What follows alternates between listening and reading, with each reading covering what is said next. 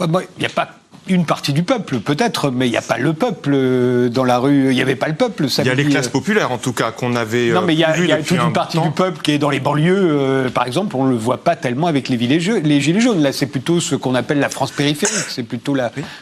Étienne Chouard. Il n'y a pas tout le monde, mais il y a des gens qui sont complètement en déni de représentation. Ils ne sont pas représentés dans la politique. Ils sont très nombreux. Ils sont incroyablement maltraités et trahis littéralement par les acteurs politiques. On n'a pas besoin que tout le peuple soit réuni pour signaler un problème politique. Cette partie-là du peuple est extrêmement maltraitée. L'intégralité du peuple n'est pas représentée. Bon, il y a une partie qui souffre particulièrement, qui descend dans la rue et qui représente les autres. Je trouve qu'ils mettent en évidence un problème de représentation centrale dans la soi-disant démocratie, puisqu'on n'est évidemment pas en démocratie, dans une démocratie... On est dans une démocratie représentative. Oui, mais qui est un oxymore, qui est une escroquerie parlementaire. Je veux dire, le niveau d'exigence politique sur le mot démocratie monte. Nous parlons de plus en plus grâce à Internet, nous parlons de plus en plus et notre niveau d'exigence grandit.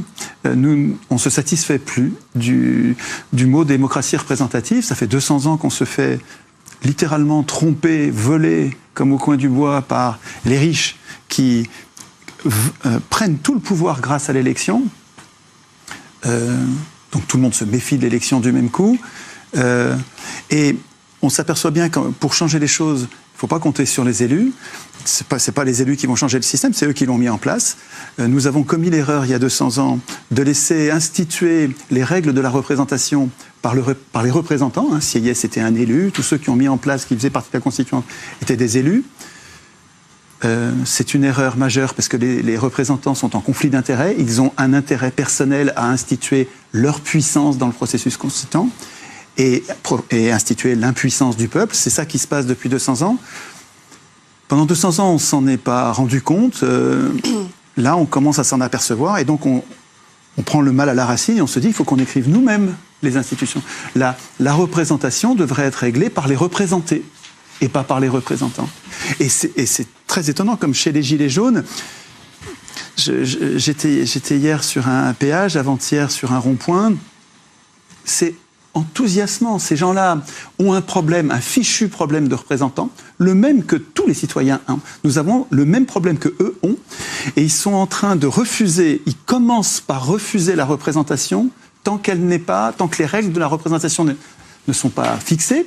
Ils ont du mal à la fixer parce que ils sont sur des ronds-points où il y a un bruit épouvantable. C'est difficile de parler sur un péage où tout le monde klaxonne. Et les klaxons de camions, ça fait un barouf du diable. Mais ils se mettent à l'écart pour y réfléchir. Et je pense que c'est exemplaire ce qu'ils sont en train de vivre. Il va falloir qu'ils partent d'une méfiance de la représentation. Je trouve ça très sain. Et il va falloir qu'ils règlent les problèmes de savoir comment on désigne nos représentants. Pour quel mandat? Comment on va les contrôler quand ils vont négocier? Est-ce qu'ils vont négocier pour prendre les décisions à notre place? Ou est-ce qu'ils vont préparer les décisions et nous les ramener pour que nous les votions? Donc, ce n'est pas eux qui ont le pouvoir, c'est toujours nous qui l'avons. Ils ne servent qu'à préparer les décisions. Et on va les contrôler avec les lives comme Facebook. On arrive à les suivre pendant leurs négociations pour voir s'ils nous représentent bien. Et comment on va pouvoir les révoquer quand on estime qu'ils ne nous ont pas bien représentés. Toutes ces règles-là, s'ils arrivent à les écrire sur des paperboards dans les salles où ils préparent le travail, puis ensuite sur le péage quand ils amènent leur paperboard en disant « est-ce que vous êtes d'accord pour ça ?» Quand ils vont établir les règles de la représentation, ils sont exemplaires, ils font quelque chose que nous devrions tous faire. Nous avons abandonné depuis 200 ans cette réflexion constituante sur la qualité de la représentation, sur la définition des termes de la représentation. Les Gilets jaunes sont en train, je ne sais pas si vous avez vu, dans leurs revendications, il y a le référendum d'initiative populaire qui n'est pas un sujet législatif comme tous les autres, qui est un sujet constituant. Et je pense que dans la foulée de cette réflexion sur le processus constituant, ils vont dire mais il faut aussi qu'on réfléchisse sur les médias, sur le quatrième, cinquième pouvoir par rapport au législatif, exécutif, judiciaire. Il faut qu'on institue le pouvoir médiatique et bancaire, mais un référendum d'initiative populaire va avoir besoin d'une opinion éclairée. Donc on va avoir besoin de médias, je fais vite pour ne pas prendre trop la parole, donc je déparle, pardon, mais on va avoir besoin pour que l'opinion soit bien éclairée, de médias qui soient indépendants. Et donc, il va falloir constituer aussi sur les médias. Je pense que ce processus qui a lieu et que je vois concrètement chez des gens très simples, sur les ronds-points, surtout les péages, c'est très spectaculaire. Ça va déboucher sur une activité constituante. Et ça, je trouve ça inédit dans l'histoire des hommes. C'est les réseaux sociaux qui permettent de faire monter le niveau politique, d'exigence politique. Je m'étonne que vous acceptiez le référendum d'initiative populaire comme si c'était un détail. Moi, je trouve que ce serait une bombe atomique dans le système de domination parlementaire.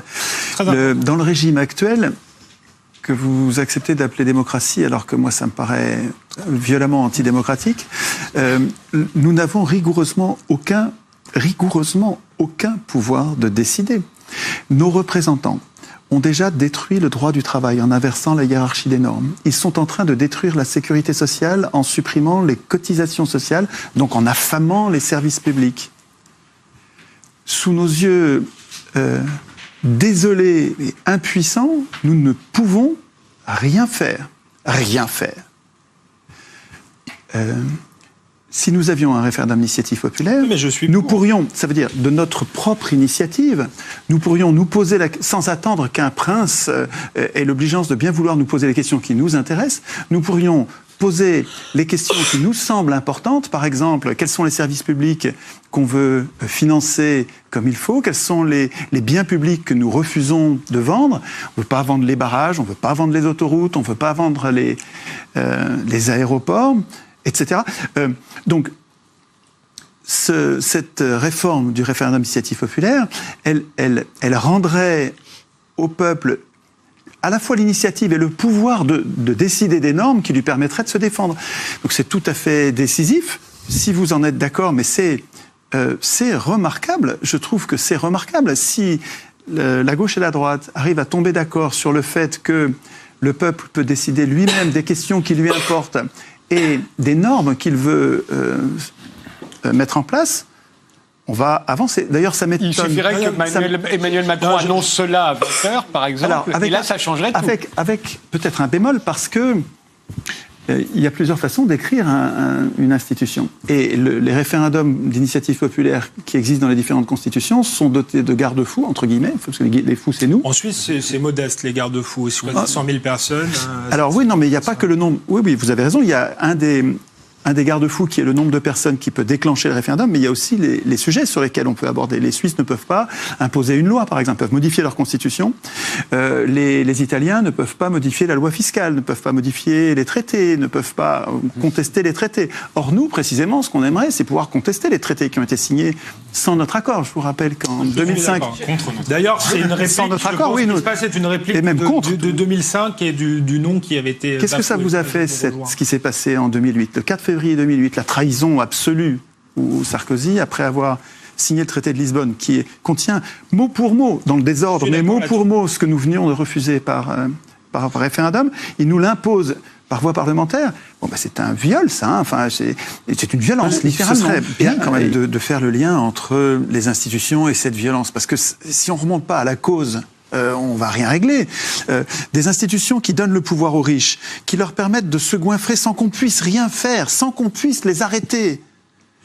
Et c'est ça qui nous pousse à la violence.